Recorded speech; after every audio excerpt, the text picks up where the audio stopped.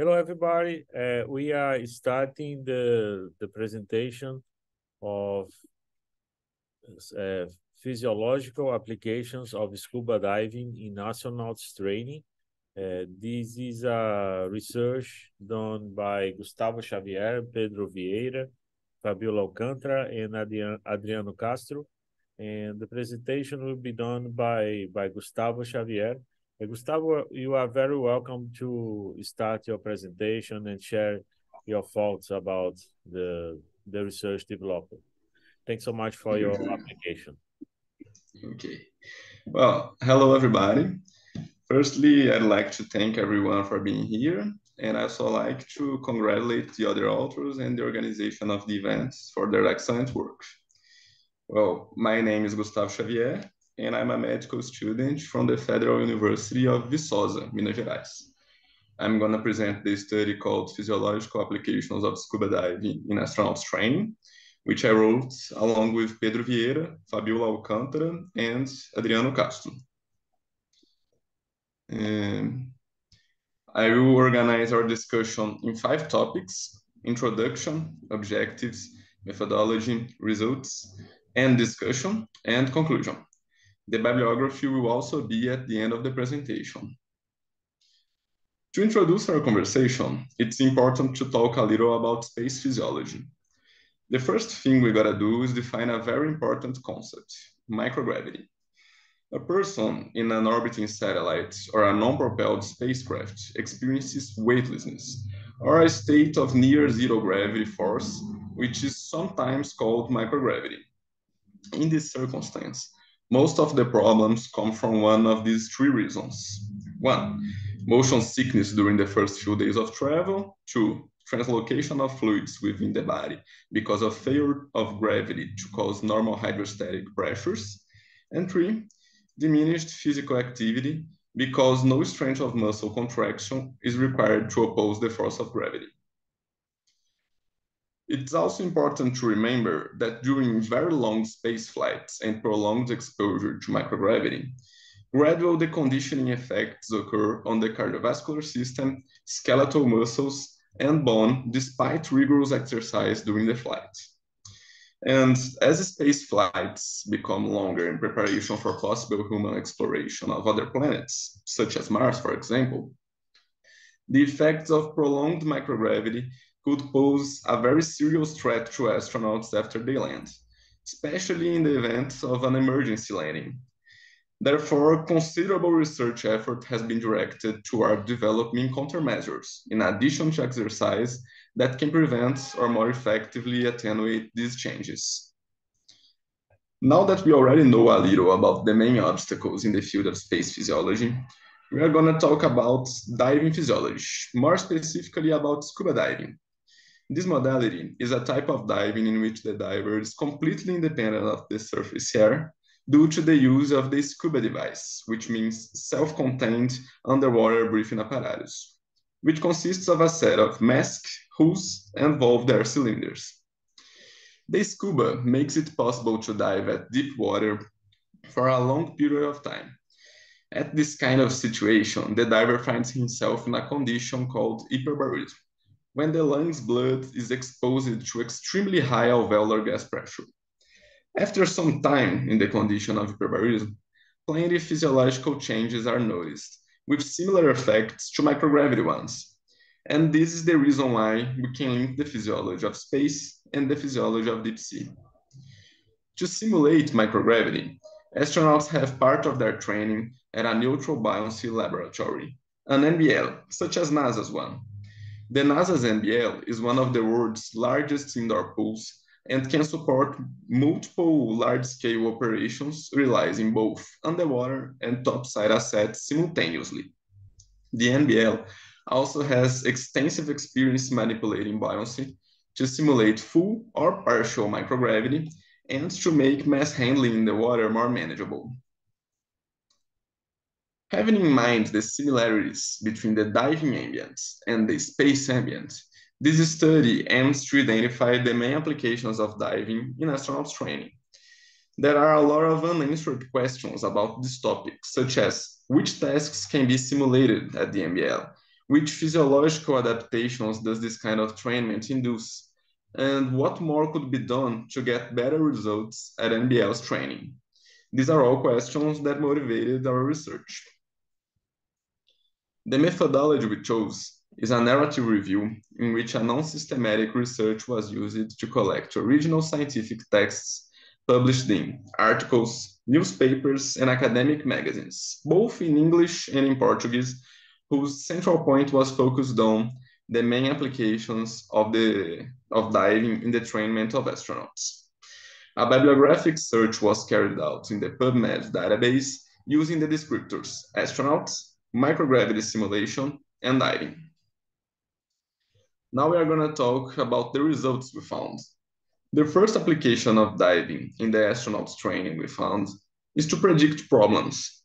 At the NBL, individuals simulate their tasks to predict failures, obstacles, and problems with cooperation or equipment. This image, for example, shows astronauts training their duties at the European Space Agency's Neutral Buoyancy Laboratory, another NBL, where these people are able to repeat their tasks many times with almost no risk for their health, in order to identify and prevent failures that could happen with no proper simulation. Changes in the locomotor system also figured a very important place in our study. The literature shows a significant loss of motor performance due to changes in proprioception due to 1. Changes in the muscle spindle and Golgi tendon apparatus, 2. Changes in muscle recruitment, and 3. Changes in movement planning. Well, the muscle spindle and the Golgi tendon apparatus are neuromuscular structures that send signals to the central neural system informing how the muscle fiber's contraction is working. The problem is the functioning of these structures suffers deep influence of gravity, having its function deeply affected by microgravity. Once the feedback from these structures is compromised, proprioception itself becomes alterated, and it can induce a loss of movement efficiency if the astronaut is not well trained to adapt its locomotor system to this kind of situation. There is also significant changes in muscle recruitment in microgravity. As there is no external force to help breaking upward movements in microgravity, people in this condition have to actively counteract the inertial force of their moving limbs, presumably by increasing the antagonist muscle activations. In a movement of arm flexion, for example, the absence of gravitational force to stop the biceps contraction makes it necessary to triceps to stop the movement. This alteration has impacts in the movement accuracy of the astronaut. And changes in the movement planning are also noticed. One of the studies we read showed, for example, that when a person in microgravity tries to reach far targets, the movement happens with a smaller inclination of the trunk in order to have more stability. This image extracted from this study demonstrates the alteration of angulation of the trunk related with vertical, the beta F trunk. While no significant difference appeared between both environments when reaching close targets, the beta F trunk was significantly lower when reaching far targets in microgravity as compared to normal gravity. Changes in movements such as these have to be exhaustively trained in order to be well performed. This study also showed that some focal and postural components of the motor outputs underwater remain close to standard normal gravity behavior when neutral buoyancy is not exerted across whole body segments. On the contrary, when neutral buoyancy is applied to each body limb, by means of a submersible simulated spacesuit, for example, subjects tend to produce focal and postural kinematics close to those observed in weightlessness. In other words, the fine control of neutral buoyancy may improve the quality of the simulation of microgravity environments, thus optimizing astronauts' training before space missions. This alteration when trying to reach far targets, for example, was only correctly simulated when the microgravity was also correctly simulated. In addition to the mechanical changes, there are also respiratory changes in microgravity, which can be simulated in the NBL. Respiratory changes such as reduced functional residual lung capacity can be simulated by diving. Well, the functional residual capacity is the volume remaining in the lung after a normal passive exhalation. In normal gravity, it concentrates itself in the top of the lung in a considerable volume. In microgravity, it becomes more well distributed across the lung, along the lung, but decreases in total capacity. This alteration changes pressure along the lung and can lead to complications such as immersion pulmonary edema in predisposed individuals. Exposing the astronauts to a controlled ambient of microgravity makes it possible to identify these individuals by using an ultrasound, for example. And the last application we found is in the cardiovascular system. Changes in venous flow, pressure, and distension, and in endothelial activation are important cardiovascular impacts of microgravity and are strongly present in scuba diving. Several studies showed that angiogenesis happens more significantly in the first dives. After the systematic practice, a physiological adaptation occurs and the angiogenesis is reduced, such as this study showed with the biomarker vascular endothelial growth factor, the VEGF. The VEGF has been demonstrated to be crucial in activity-induced angiogenesis that occurs due to peripheral hypoxia, which also occurs in scuba diving. During exercise and diving, the endothelium is constantly exposed to hemodynamic forces. The action of these forces is considered as an important activator of endothelium, which results in remodeling, but also the formation of new blood vessels, something called new vascularization, primarily under the influence of VEGF. This allows muscle tissue to achieve better and faster oxygen transfer between the microcirculation and the mitochondria of the muscle itself. However, after initial increase of VEGF gene expression, prolonged diving practice leads to the suppression of VEGF gene expression and decrease of VEGF that reflects the adaptation response of the organism to the physical activity. This is what is shown in the upper part of this image. The VEGF concentration decreases more after each dive. And the endothelin 1 continuous decrease, shown in the bottom of this image, shows no significant adaptation, but suggests the maintenance of an adequate vascular tone during diving. In conclusion, our study describes the NBL as a formidable application of diving principles in the simulation of a microgravity environment. The simulation of mechanical, respiratory, and cardiovascular alterations and possible technical difficulties are some of the main applications of scuba diving to the astronauts' training. Keeping in mind that microgravity affects all human tissues, its simulation in the diving environment could involve many other applications, so more studies in this area are very needed. And here is the bibliography we used. This was our presentation, and if anyone has any questions, I'm available to try to answer. Okay, let us see. Hello, we are open to questions. Everybody are welcome to present some questions about the Gustavo presentation.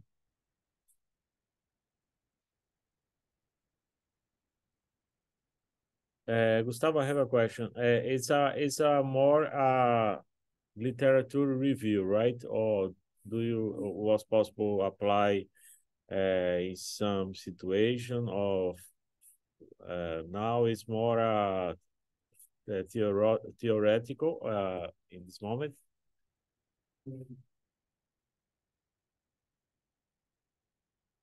Well, it was more of a literature review, but we saw some things, for example, in the mechanical alterations part here.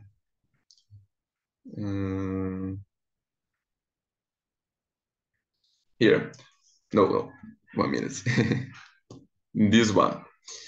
The difference in the beta F trunk, for example, was not very well simulated when the neutral buoyancy wasn't applied to each body limb differently. So this study, for example, has a practical application to simulate more the changes in the microgravity when applying neutral buoyancy to each body limb separately.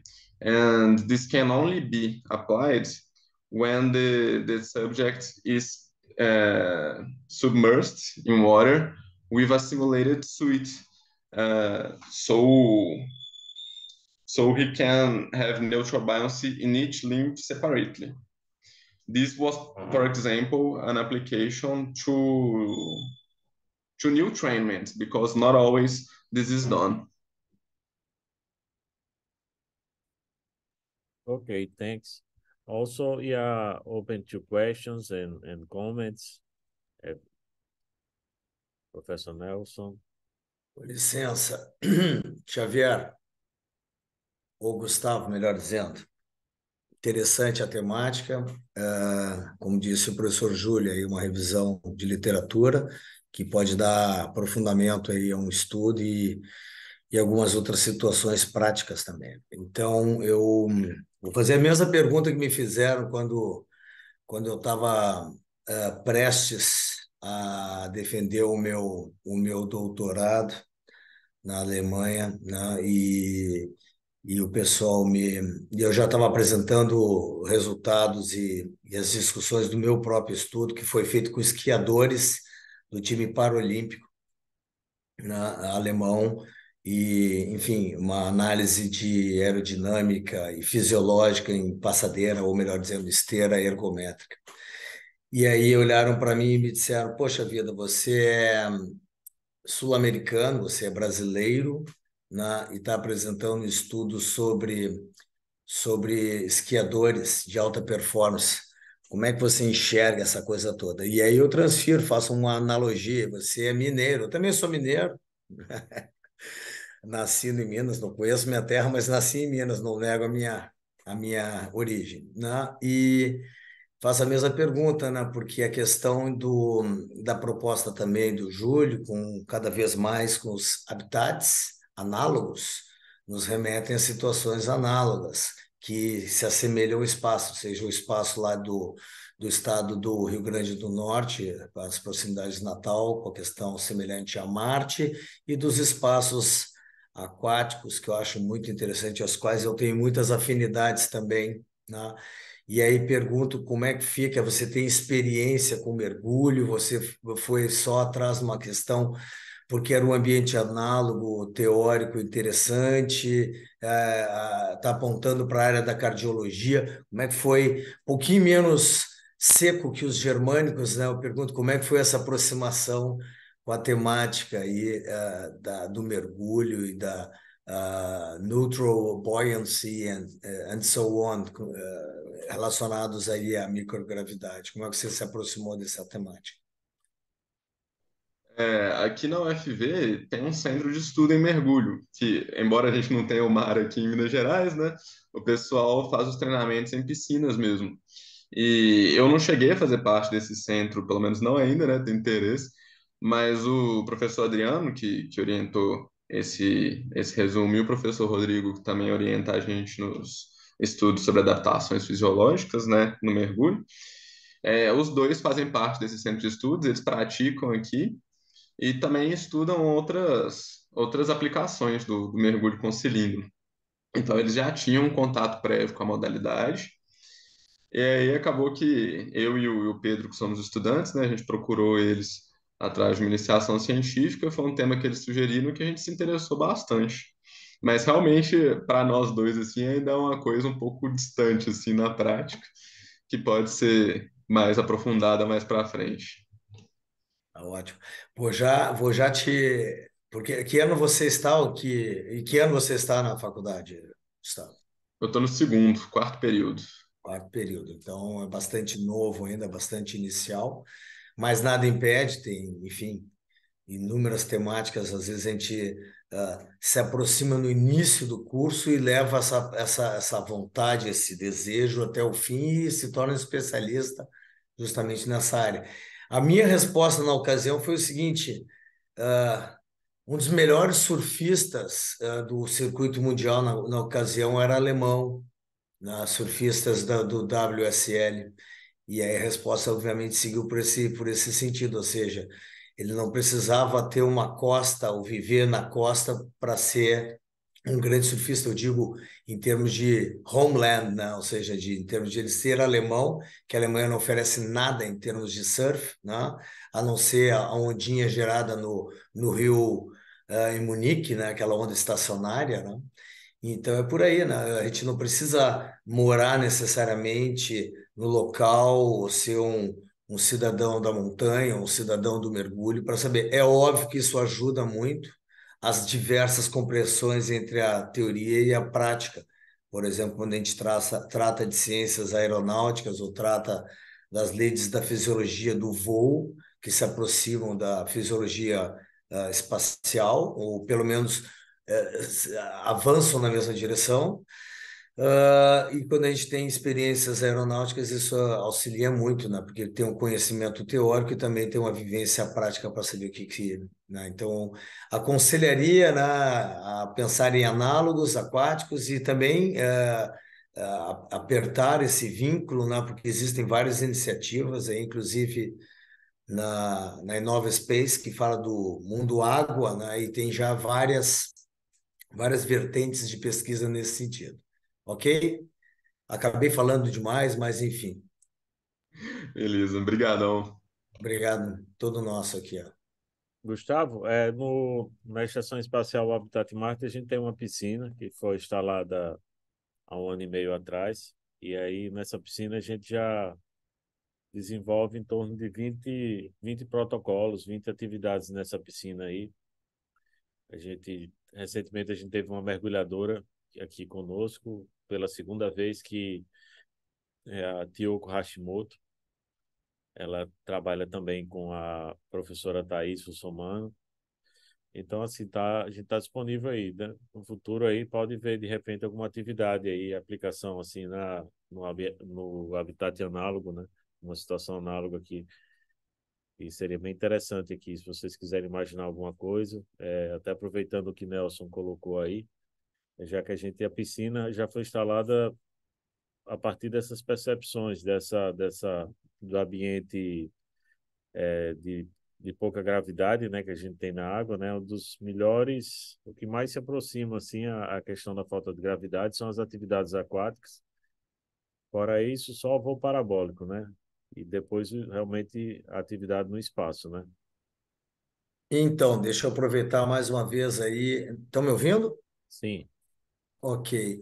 E um detalhe assim, uma pergunta e um detalhe. A pergunta é: quantos metros tem esse ambiente, esse tanque em Viçosa, Gustavo?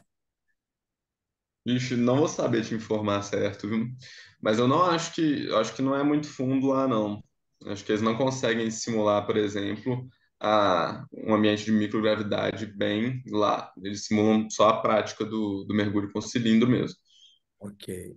Mesma pergunta, Rezende. Qual é a profundidade dessa piscina nova no. Acredito que seja em torno de 1,20 m, né, 1,20 m. É uma piscina pequena, né, mas, assim, dá para fazer Sim. várias atividades. Agora a gente tem reservatórios, né? Assim, que na época do inverno dá para usar uma profundidade maior, de 8 metros, 10 metros, né? Daria para fazer aqui. Agora, o período é que aqui tá tudo seco, né? Agora, mas no Pois inverno. é. Então eu proponho a mesma coisa. Acho que o Xavier não sabe, eu sou residente em Portugal, então, na verdade, temos aproximação com uma instituição que tem um tanque de 5 metros aqui, é uma associação bastante antiga de mergulho aqui de Portugal, e tem médicos envolvidos, interessados nessa questão de simulações de ambientes análogos, né? trazendo a situação da microgravidade ou de neutral buoyancy, né? E a outra situação é que Portugal é um país extremamente marítimo. Nós estamos justamente tentando aproximar ou criar ou realizar situações análogas justamente no mar. Então, fica aí o canal aberto para futuras investiduras aí nessa área de também ambientes análogos, que a gente, enfim, como disse o Rezende, a exceção do voo parabólico, o meio aquático, embora tenha o que o ar não tem, a resistência da viscosidade do meio líquido, né? Que permite contrações musculares e movimentos mais apoiados no meio líquido, o que a gente não consegue fazer no meio aéreo, ou melhor dizendo, no meio sem o ar, né? No espaço, né? Fica bastante difícil, mas isso aí eu não vou nem falar mais, porque daqui a pouco vem a minha apresentação e eu vou É. tocar um pouco nesse assunto. A gente fez um treinamento que a gente teve com a Tiyoko Hashimoto. O treinamento de mergulho foi feito numa lagoa, aqui, Lagoa do Bonfim, aqui no Rio Grande do Norte. É uma lagoa muito limpa, muito transparente, assim, perfeita. Aí a gente fez um mergulho de 5 metros e outro mergulho de 10. A gente procurou um ponto mais profundo, né? Então, no caso, foi mergulho livre, né? E que a gente teve fazendo, então, para ficar registrado aí, tá? Eu não sei se Marina, Lucas, o Pedro tem mais alguma pergunta, algum comentário, senão a gente pode encerrar a gravação aqui. Nenhuma, não. Tá ok, então. Então, vou encerrar aqui, a gente vai dar um break e aí a gente retorna daqui a pouquinho, daqui a 25 minutos, daqui a 20 minutos com o professor Nelson, tá ok? Tá ótimo. Deixando só aí a vontade de quero mais com esse negócio de mergulho no Rio Grande do Norte. Aí tem que abrir um canal para fazer essa expedição aí, Rio Grande do Norte. Então, Tá estamos bom. juntos. Um abraço. Um Até logo. abraço, até logo Um mais. abraço, gente. Muito obrigado. Obrigado, obrigado.